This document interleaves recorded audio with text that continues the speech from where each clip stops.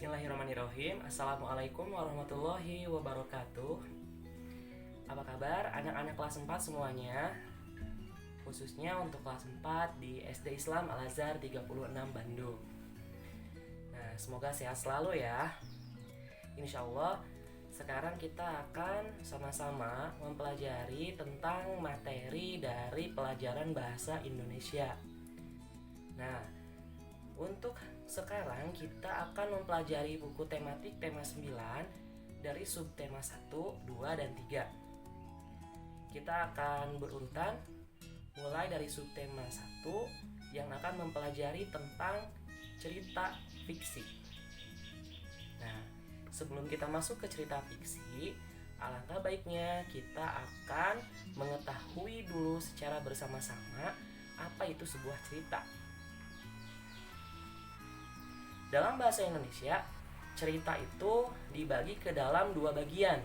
Yang pertama ada cerita fiksi, dan yang kedua ada cerita non-fiksi. Kalau cerita fiksi itu merupakan cerita rekaan atau hayalan yang memang dibuat oleh pengarangnya berdasarkan imajinasi atau daya pikirnya. Nah, tujuannya untuk apa? Tujuannya itu untuk hiburan. Lalu selanjutnya, apa yang dimaksud dengan cerita non-fiksi? Kalau cerita non-fiksi itu adalah cerita yang diambil berdasarkan kisah nyata yang terjadi dalam sebuah kehidupan. Beda ya. Nah, contohnya seperti pemberitaan dalam sebuah televisi, ya, pemberitaan dalam koran atau majalah itu disebut dengan cerita non-fiksi. Nah, sekarang kita akan fokus ke cerita fiksi dan kita langsung membahas pada ciri-ciri dari cerita fiksi. Cerita fiksi memiliki ciri-ciri, diantaranya sifatnya itu merupakan cerita rekaan atau hayalan, jelas ya. Dan kebenarannya pun dalam cerita fiksi itu tidak mutlak, artinya tidak disengaja dan tidak ada kebenarannya. Lalu tujuannya untuk menghibur, disajikan dalam sebuah alur cerita seperti dongeng atau cerita pendek, menggunakan bahasa yang tidak baku serta menggunakan bahasa yang komunikatif dan memiliki pesan moral atau amanat yang disampaikan dari cerita tersebut. Itu merupakan ciri-ciri dari cerita fiksi. Lalu ada jenis-jenis cerita fiksi, di antaranya ada novel, ada cerita pendek, dan cerita rakyat. Nah, yang menarik dari cerita rakyat ini ada lagi pembagian cerita-cerita rakyatnya. Di antaranya ada cerita jenaka atau yang bersifat lucu. Contohnya seperti contoh cerita Si Kabayan. Lalu ada cerita mite atau cerita tentang dewa-dewa atau yang memang bersifat mitos yang terjadi pada masa lampau. Contohnya seperti contoh cerita Nyi Roro Kidul, Ramayana, Dewi Padi, atau Pandawa V.